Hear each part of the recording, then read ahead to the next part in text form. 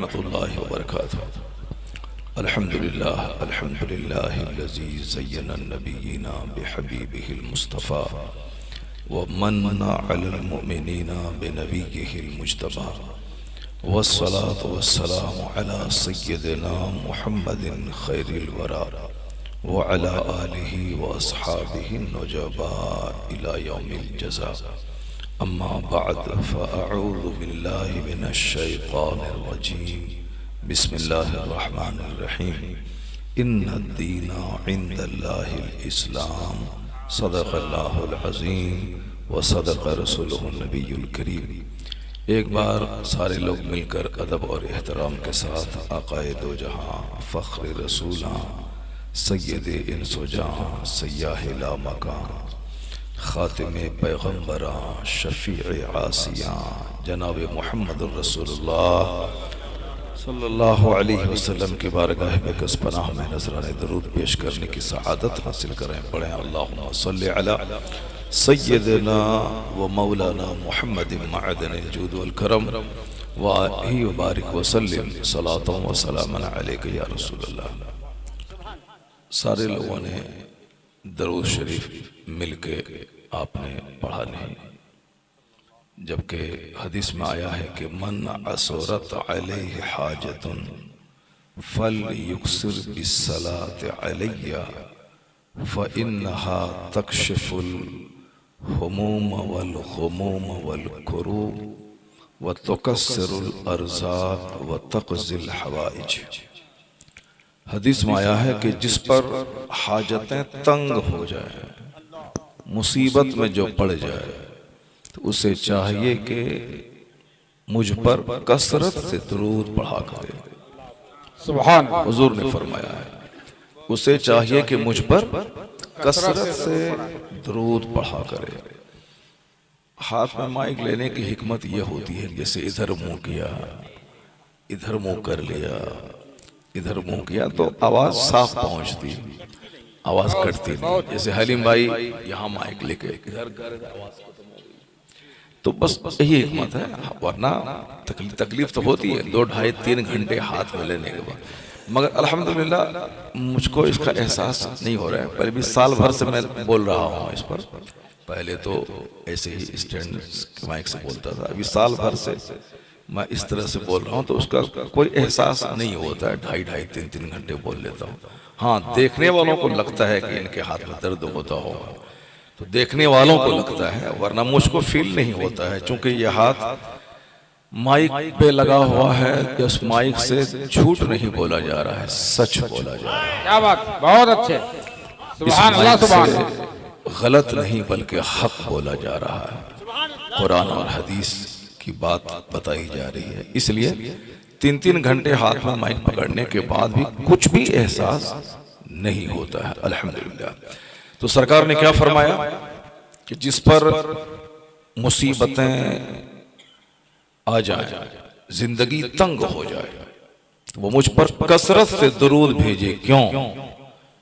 इसलिए कि दुरूद गमों, फिक्रों और मुसीबतों का बेहतरीन इलाज है।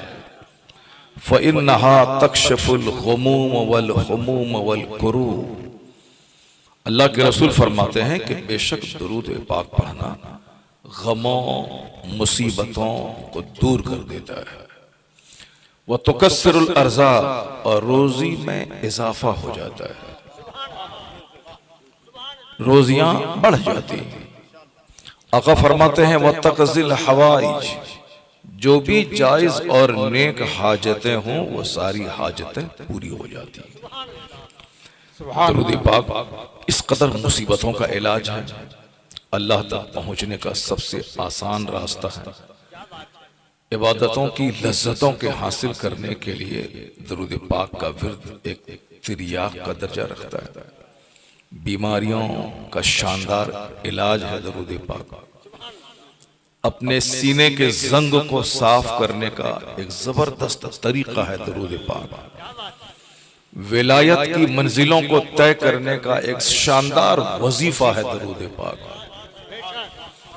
अपनी गुफ्तगू में असर पैदा करने के लिए एक जबरदस्त नुस्खा है दरूद पाक पढ़ना। क्या बात, बहुत अच्छा। अपनी हाजतें रब से मनवाने के लिए एक शानदार वसीला है दरूद पाक। तो इतने बड़े फवायद हैं दरूद पाक के, तो हम सुन्नियों ने ये समझ लिया है कि मौलाना साहब जिसे खुतबा पढ़ते हैं उसी तरह उसी खुतबे का एक हिस्सा है दरूद पाक, जो वह एक रस्म अदा करते हैं। हालांकि ऐसा नहीं है, पहले महफिलें दरूद हुआ करती थी जिसमें 100-200 बार लोग दरूद पढ़ते थे। 5 मिसरे नात के पढ़े, फिर सारे लोग मिलकर दरूद पढ़ते थे। मौलूद सादी, मौलूद अकबर और भी बहुत सारी किताबें महफिल मिलाद की। तो हम लोगों ने बचपन में 45 साल पहले देखा, अपने नाना को हर जुमेरात के दिन महफिल मिलाद करते थे और जितने लोग रहते थे सब कम से कम 100 बार दरूद तो जरूर पढ़ते थे लोग। रब्बे सल्लिम अला रसूलिल्लाह, इसको खूब पढ़ते थे लोग, यानी महफिल दरूद कह लीजिए उसको।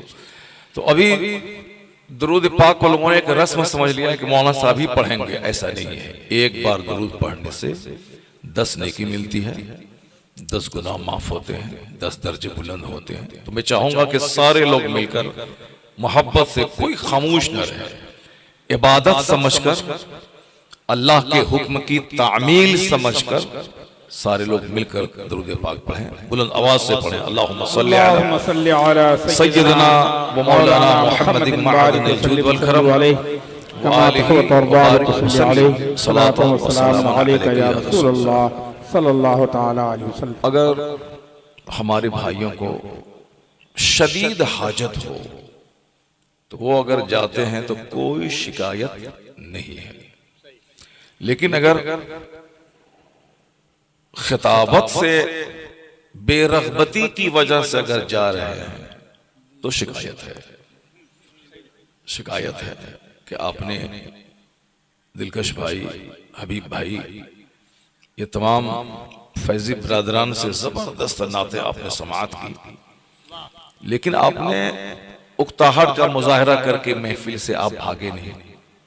लेकिन जब कुरान हदीस की बात सुनाने की बारी आती है तो आप अगर चले जाते हैं, ये एक शिकायत की बात है और अच्छी बात नहीं है।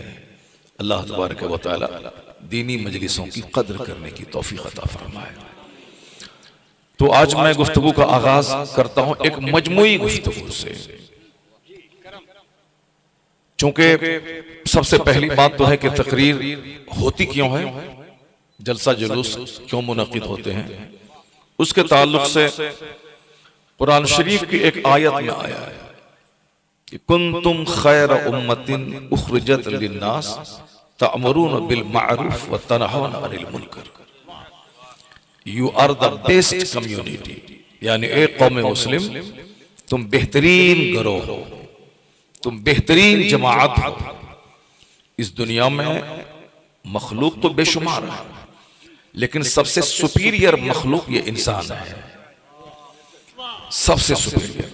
बाज नुक्ते नजर से ये इंसान कभी कभी फरिश्तों के लिए काबिल रश्क हो जाता है।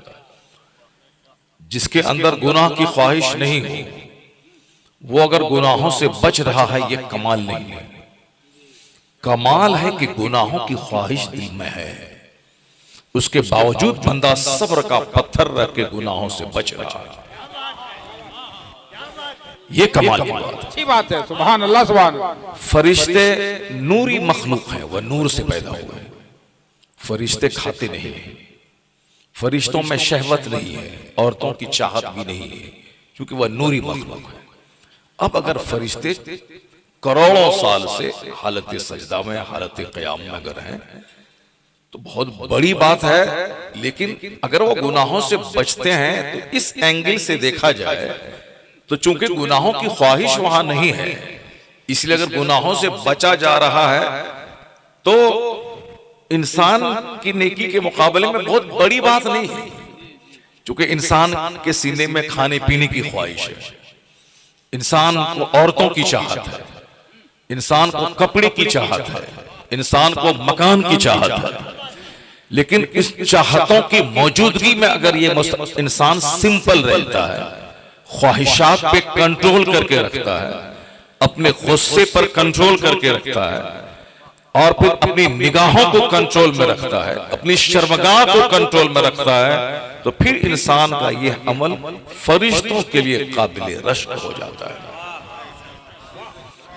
चूंकि इंसान में गुनाहों की चाहत है, इसीलिए कहा गया है कि एक जवान अगर तौबा करता है कि अब मैं बुराई नहीं करूंगा, नेक बनूंगा, 70 बूढ़ों की तौबा से अल्लाह उतना खुश नहीं होता जितना एक जवान की तौबा से खुश होता है।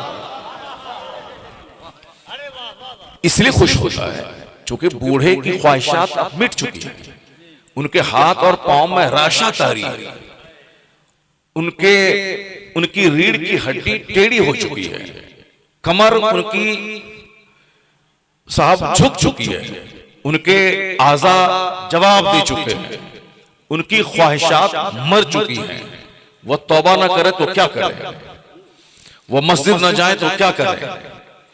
लेकिन वो जवान जिसके सीने में खूबसूरत खवातीन को देखने की तमन्ना है, जिनके बदन में शहवत की आग लगी है, जो 18 से लेकर 30 साल की उम्र के पीरियड से गुजर रहा है, वो जवान अगर निगाहों को नीची रखता है, वो जवान अगर अपनी शर्मगाहों को कंट्रोल में रखता है, क्योंकि आग लगी है बदन में शहवत की, मगर अल्लाह के डर से, रसूल पाक से शर्म करते हुए, अपनी खुददारी और गैरत का ख्याल करते हुए, समाज में एक अच्छा मैसेज देने के लिए अगर अपने आप को गुनाहों से बचाता है, तो अल्लाह 70 बूढ़ों की तौबा से ज्यादा उस जवान की तौबा से खुश होता है। सुभान अल्लाह, सुभान अल्लाह।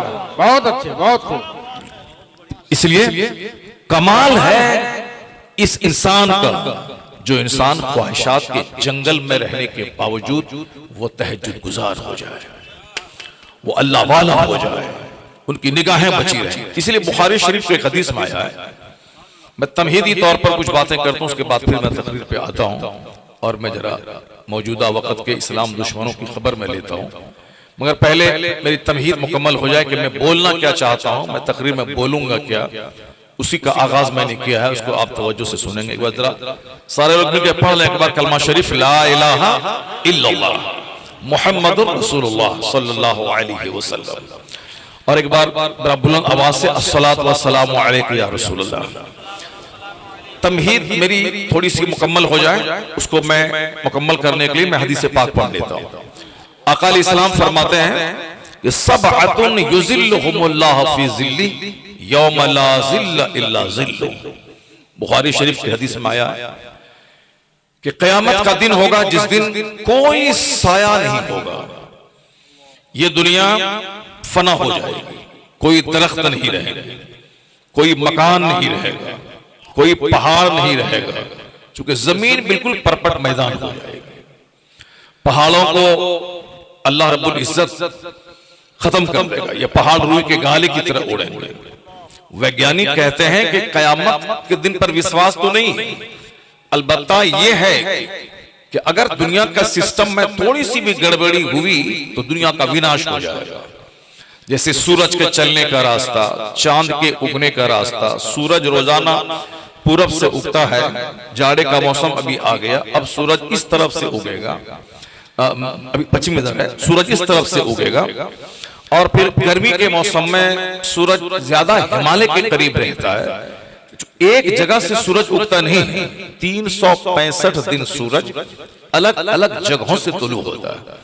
इसीलिए कहा गया है रब्बुल मशारिक वल मगारिब, यानी मशरिकों का रब, मगरिबों का रब। मशरिक तो एक है, पूरब तो एक है, पश्चिम तो एक है, उत्तर तो एक है, दक्षिण एक है, लेकिन कई पूरब क्यों कहा गया है? इसीलिए कहा गया है कि मशरिक का मतलब सूरज के उगने की जगह। अब उगने की जगह मुख्तलिफ है, इसीलिए उसको मशारिक यानी प्लूरल जमा का सेगा इस्तेमाल किया गया। तो अब सूरज अपने मदार पर तैरता है, एक जगह ठहरा नहीं, बल्कि रोजाना महवे गर्दिश रहता है। वैज्ञानिक कहते हैं कि जिस दिन सूरज अपने मदार से हट जाए उस दिन दुनिया में विनाश होगा, तबाही पैदा होगी। जो ज़ुहल, मुश्तरी, उतारत, जो मरकरी, वेनस, जो भी प्लैनेट्स हैं, ये सब अपनी जगह से अगर हट जाएं अपने मदार से, they float on their orbits, कुल्लुन फी फलकिन यस्बहून, ये सब अपने मदार पे तैर रहे हैं। अगर ये मदार से, ट्रैक से हट जाएं तो आसमान में सुराख पैदा होगा, जमीन में जलजला आएगा, दुनिया तहस नहस हो जाएगी। तो मैं कहता हूं वैज्ञानिक जो कह रहे हैं, यही तो कुरान शरीफ में आया, इजस समाउन शक्कत व इजल कवाकिबुन तसरत व इजस समाउन फतरत, जब आसमान फट जाएंगे, सितारे झड़ जाएंगे, वह जुमिअ शम्स वल कमर, जब सूरज और चांद को जमा कर दिया जाएगा, समंदर के पानी में आग लगा दी जाएगी, वह इजल बिहार सुज्जरत, जब समंदर में आग लगा दी जाएगी, वह इजल बिहार फुज्जरत, जब समंदर के पानी को, जबकि 75% समंदर है, उस पानी को बहा दिया जाएगा, समंदर जल जाएगा, पानी वहां नहीं रहेगा। ये वैज्ञानिक कहते हैं कि सिस्टम उलट पुलट हुआ तो दुनिया का विनाश हो जाएगा। तो कुरान तो 1400 साल से पहले से ऐलान कर रहा है कि कयामत का दिन वही दिन है जिस दिन सूरज का निजाम गड़बड़ हो जाएगा, जिस दिन चांद का निजाम गड़बड़ हो जाएगा, जिस दिन पहाड़ का निजाम गड़बड़ हो जाएगा, यानी जिस दिन ये पहाड़ रुई के गाले की तरह उड़ेंगे, वह तकून जिबाल कल एहनिल मनफूश, जिस दिन ये रुई के गाले की तरह पहाड़ उड़ेंगे। इसका मतलब यह निकला कि वैज्ञानिक ने अपनी रिसर्च से यह बात साबित कर दिया है कि दुनिया का विनाश होगा। उसी विनाश के दिन को कयामत का दिन कहते हैं, जिस दिन इस दुनिया की लज्जतें मिटा दी जाएंगी, इस दुनिया का हिसाब और किताब उस दुनिया में लिया जाएगा, उसी का नाम कयामत है, उसी का नाम रोज़ हश्र है। सुभान अल्लाह, सुभान अल्लाह। कयामत के दिन कोई दरख्त का साया नहीं रहेगा, सारे दरख्त मिटा दिए जाएंगे, कोई पहाड़ नहीं रहेगा, कोई मकान नहीं रहेगा। गर्मी इस कदर शिद्दत की होगी कि लोग नाक तक, सर तक पसीने में शराबोर रहेंगे, सारे लोग, कोई किसी का पुरसाने हाल नहीं होगा। जो माँ अपने बच्चे के बगैर जी नहीं पा रही है, वो माँ अपने इकलौते बेटे को देखेगी कि वो आग में जल रहा है, पसीने में गर्दन तक डूबा हुआ है, माँ कुछ नहीं कर पाएगी, क्योंकि सबको सिर्फ अपनी फिक्र होगी। यौम यफिरुल मर्उ मिन अखीही व उम्मिही व अबीही व साहिबतिही व बनीही लिकुल्लि इम्रिइन मिनहुम यौमइदिन शाअनुन युगनी। यानी उस दिन भाई भाई से भागेंगे, औलाद वालिदैन से भागेगी, माँ बाप औलाद से भागेंगे, भाई भाई से भागेगा, सबको सिर्फ अपनी फिक्र होगी। उस दिन किसी को कोई झांक के नहीं देगा, सारे मर्द मादरजाद नंगे रहेंगे, एक कपड़ा किसी के बदन पे नहीं रहेगा, सारी खवातीन मादरजाद बरहना रहेंगी, एक धागे के बराबर कपड़ा किसी के बदन पर नहीं रहेगा। जब हुजूर ने ये कहा तो सहाबा ने पूछा, सरकार फिर उस दिन औरत और मर्द का क्या होगा? यानी दुनिया में जो एक निगाहों से देखने की जो बातें होती हैं कि ये मर्द है ये औरत है, जब वहां एक धागा तक बदन पे नहीं रहेगा, सब मादरजात बरहना रहेंगे, फिर वहां नजर का देखने का, तो आका ने फरमाया इस कदर कयामत की तकलीफ होगी कि देखने का ख्याल तक नहीं होगा, इतनी तकलीफ होगी कि देखने का ख्याल तक नहीं होगा। जैसे दुनिया में एक आदमी आईसीयू में पड़ा हुआ है, ऑक्सीजन लगी हुई है, अब वो बोलना चाहता है, मुंह में बोली नहीं, आंख से रिश्तेदारों को देख रहा है, रोना चाहता है, आंख में आंसू नहीं है। उस हालत में चाहे 90 साल की बूढ़ी हो या 18 साल की कोई हसीना, कोई आलम शबाब में हो, तो उससे जरा पूछे कि जरा उसके दिल में क्या ख्वाहिश पैदा होती है। जबकि ये कयामत की तकलीफ के मुकाबले में ये ऑक्सीजन पे रहना, ये तड़पना, सांस लेने तकलीफ होना, ये वहां की तकलीफ के मुकाबले में करोड़वां तकलीफ भी नहीं है, तकलीफ का करोड़वां हिस्सा भी नहीं है। उसके बावजूद जब नजर उधर नहीं जा रही है, तो फिर उस कयामत की हौलनाकी में कैसे कोई किसी को देखेगा? सबको अपनी फिक्र होगी। जो बात मैं कहने जा रहा हूं उसको गौर से सुनिएगा। तो मगर हुजूर कहते हैं कि उस संकट की घड़ी में एक साया होगा जब लोग पसीने में डूबे होंगे, साया तलाश करेंगे। अभी इस बार गर्मी का रिकॉर्ड टूट गया। किसी ने कहा कि भाई 1906 में जो गर्मी आई थी, ये 2024 में वही गर्मी आई, यानी 100 कुछ साल का रिकॉर्ड इस बार की गर्मी ने तोड़ दिया।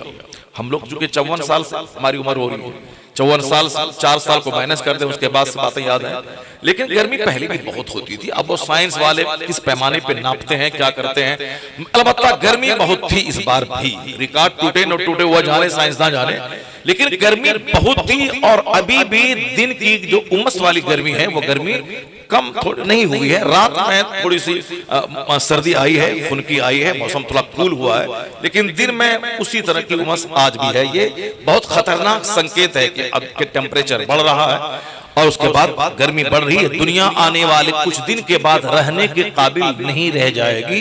जब दुनिया रहने के काबिल नहीं रह जाएगी, फिर सारे लोग मरेंगे और क़यामत में चले जाएंगे।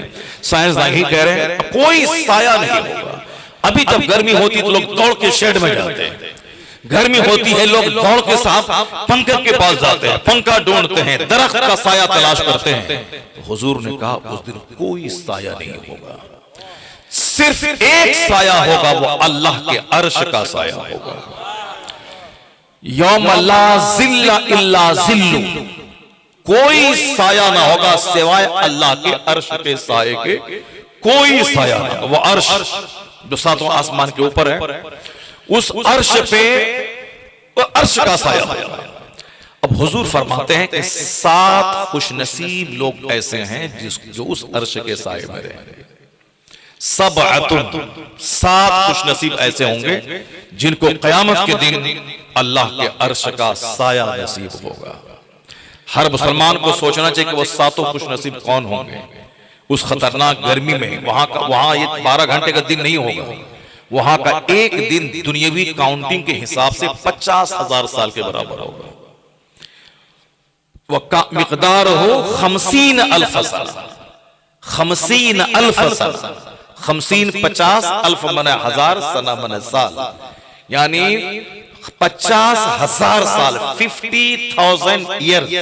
ये जो दुनियावी काउंटिंग है 365 दिन का एक साल, तो इसी तरह से 50,000 साल के बराबर वहां का एक दिन होगा। अब आप समझ सकते होंगे, चूंकि हमारे पास आजकल नेता बोलता है इंजीनियर बनो, डॉक्टर बनो, कमाओ खाओ। मास्टर साहब बोलते हैं कि तुम साहब मास्टर बनो, टीचर बनो, प्रोफेसर बनो, कमाओ खाओ। बाप बोलता है कि मेरा बेटा पढ़ेगा, लिखेगा, कमाएगा, खाएगा। सारे लोग कमाने खाने की बात। पीर साहब कहते हैं कि मेरा बेटा पढ़ेगा, लिखेगा, कमाएगा, खाएगा। साहब मुजाविर बोलता है कि मेरा बेटा बड़ा होगा, हाथ में वो हिरनी के झाड़ू लेगा, बदन पे मारेगा, कमाएगा, खाएगा। तो अब ये अपने मुकद्दर की बात है। कोई कॉलेज लेके कमा खा रहा, कोई यूनिवर्सिटी बना के कमा खा रहा, कोई साहब बड़े बड़े मॉल बना के कमा खा रहा, कोई साहब लोहबान सुलगा के कमा रहा है, कोई अगरबत्ती सुलगा के कमा रहा है, कोई मजार पे झाड़ू लेके कमा रहा है। ये अपने अपने मुकद्दर की बात है। कोई यूनिवर्सिटी कॉलेज लेके रह गया और कोई लोहबान और अगरबत्ती और धुआं लेके रह गया। ये अपने अपने मुकद्दर की बात है भाई। कोई मजार की चादर बेच के खा रहा है, कोई मजार पे जमा होने वाले शकरपाला को बेच के खा रहा है, कोई कॉलेज कायम करके करोड़ों रुपए कमा के बेहतरीन फॉर्च्यूनर पे चल रहा है, तो कोई वो बिजनेस कर रहा है, कोई साहब वो लोहबान और अगरबत्ती सुलगा के 2 पैसे खा रहा है। सारे लोग कमा खा रहे हैं। हराम हलाल की किसी को तमीज नहीं। डॉक्टर जानवर बनकर नॉर्मल डिलीवरी को सिजरिंग करके अपने आशियाने का EMI बैंक में जमा कर रहा अपनी गाड़ी का। चूंकि साहब उसको अगर वो नॉर्मल डिलीवरी करवा दे तो मामूली पैसे आए, लेकिन ये 50 लाख की फॉर्च्यूनर जो किस्त पे खरीदा है उसको मंथली पे कैसे करेगा? ये जो मकान 2 करोड़ रुपए का बनाया है बैंक से लोन लेके, वो पैसा कहां से आएगा? ये जो इनके पास घर में बड़े बड़े कीमती सोफे हैं, बहुत कीमती सामान है कर्ज पे जो लिए है, उसका पैसा कहां से आएगा? ये जो अपने बेटे को अमेरिका में पढ़ाने का प्लान बना रहा है, उसके लिए पैसे कहां से आएंगे? तो पैसे इसी तरह से आएंगे कि अब मामूली बीमारी को खतरनाक बता करके सामने वाले की जमीन जगह जेवरात बेचवा के अपने आशियाने को सजाना है और झूठ बोलकर उनसे कहना है कि अगर तुम अभी 1 घंटे के अंदर ऑपरेशन नहीं किया तो बच्चा भी मरेगा, जच्चा भी मर जाएगी, मेरे पास से लेके जाओ। बच्चा को बचाने के लिए सामने वाला बंदा अपने घर को गिरवी रखकर, जेवरात को बंधक रखकर, कर्ज लेके डॉक्टर के पांव में पैसे को रखता है। तब डॉक्टर झूठ का लिबास पहन के वो सीजनिंग वो करता है। एक टेस्ट से काम हो सकता है, लेकिन 10 टेस्ट इसीलिए लिखा जाता है ताकि शाम के वक्त में पैथोलॉजी से पैसा कमीशन के तौर पर उसकी क्लिनिक में आ जाए। वो साहब कमजोर कंपनी की दवाइयां लिखता है, एक दवाई से फायदा हो सकता है, बस जानता है बंदा कि सिर्फ एक दवाई काफी है, लेकिन चूंकि वो 10 दवाई इसलिए लिखता है ताकि हम अगर मेडिकल हॉल से इसकी दवाई 5000 की मैंने मंगवाया है तो वहां से कमीशन मुझको 500 रुपए आना है, तो ताकि चारों तरफ से पैसे आए, तो बेटे को मैं पढ़ाऊं, मकान का कर्जा मैं चुकाऊं और गाड़ी की ईएमआई जमा करूं। तो लोग कहते हैं, मैं नहीं कहता, लोग कहते हैं ये डॉक्टर है, इंसान नहीं है। इंसान तो वो है जो दूसरों के दर्द को महसूस करेगा, इंसान वो है जिसमें ह्यूमैनिटी हो, इंसान वो है जिसमें जेंटिलिटी हो, इंसान वो है जिसमें ऑनेस्टी हो। ना इसमें जेंटिलिटी है, ना इसमें ऑनेस्टी है, ना इसमें ह्यूमैनिटी है, इसमें सिर्फ ग्रीड है, सिर्फ लालच है, हिर्स है, हवस है, विशेष है, डिजायर्स है, तमन्ना है क्या दूसरों की जमीन बेचवा कर अपनी तमन्नाओं को फुलफिलमेंट करना है। लोग कहते हैं डॉक्टर नहीं दरिंदा है, ये जानवर है, ये इंसान नहीं है, ये डॉक्टर है मगर दरिंदा भेड़िया है जो दूसरों की जिंदगी में आग लगा के अपनी जिंदगी में ऐश हासिल करना चाहता है। मैं कहता हूं उनके बाप ने कब बोला था कि मेरा बेटा एमबीबीएस बनेगा, इंसान बनेगा, समाज की सेवा करेगा, अपना दर्द उठा के समाज के दर्द को बांटेगा? कब बोला था? उसका बाप तो ये बोला था कि मेरा बेटा पढ़ेगा लिखेगा, डॉक्टर बनेगा, कमाएगा खाएगा। वो कमा खा रहा है। मोरबी में पुल टूटा, कई 100 लोग मर गए, वो इंजीनियर उसका कसूरवार है जिसने उस पुल को एनओसी दिया, नो ऑब्जेक्शन सर्टिफिकेट दे दिया और पब्लिक के लिए खोल दिया गया। कई 100 लोग मर गए। ये इंजीनियर जो ठेकेदारों से चंद पैसे लेकर उस कमजोर पुल को ओके किया, इतने लोगों की जान ले ली। लोग कहते वो इंजीनियर कसाई है, वो डकैत, वो चोर है, वो बेईमान है जिसने चंद पैसों के लालच में इतने लोगों की हत्या करवा दी। तो मैं कहता हूं कि कैसे नहीं हत्या करवाएगा? उनका बाप तो बोला था कि मेरा बेटा इंजीनियर बनेगा, कमाएगा खाएगा। वो इंजीनियर बना है, कमा रहा है, खा रहा है। एक नेता जो कमजोर पढ़ा लिखा, झारखंड का नहीं बल्कि बड़ा पढ़ा लिखा नेता, जो यूरिया घोटाला किया, जो चारा घोटाला किया, जो ताबूत घोटाला किया, जो कोयला घोटाला किया, जो चीनी घोटाला किया, जो जानवर के चारे का घोटाला किया, ये जाहिल नहीं है। वो मधुपुर में ठेला लगाने वाला, प्याज बेचने वाला, या सड़क के किनारे चादर बिछा के बच्चों की बनियान और बच्चों का साथ बेचने वाला वो नहीं है। ऑक्सफोर्ड के पढ़े हुए लोग हैं, वो कैम्ब्रिज के पढ़े हुए लोग हैं, वो हार्वर्ड के पढ़े हुए लोग हैं। इसलिए तो कहा जाता है कि गरीबों ने भारत को उतना लूटा नहीं है, जाहिलों ने जितना इन पढ़े लिखे सफेद पोशों ने हिंदुस्तान के खजाने को लूटा है। हिंदुस्तान के पढ़े लिखे लोग हैं, तो पढ़े लिखे लोगों तो बाप तो बोला था कि मेरा बेटा नेता बनेगा, कमाएगा खाएगा। कब बोला था कि मेरा बेटा खुद मुसीबतें उठा के समाज की सेवा करेगा, खुद पैदल चल के समाज की सेवा करेगा।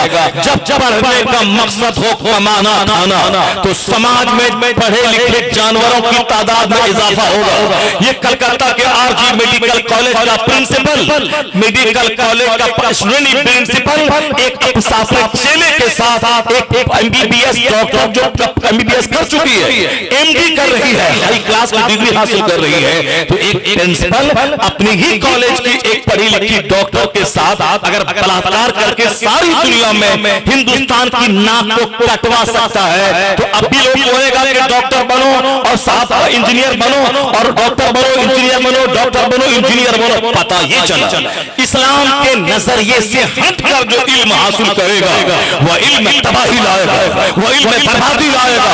हमारे पैगंबर ने सबसे पहले इल्म पर जोर दिया।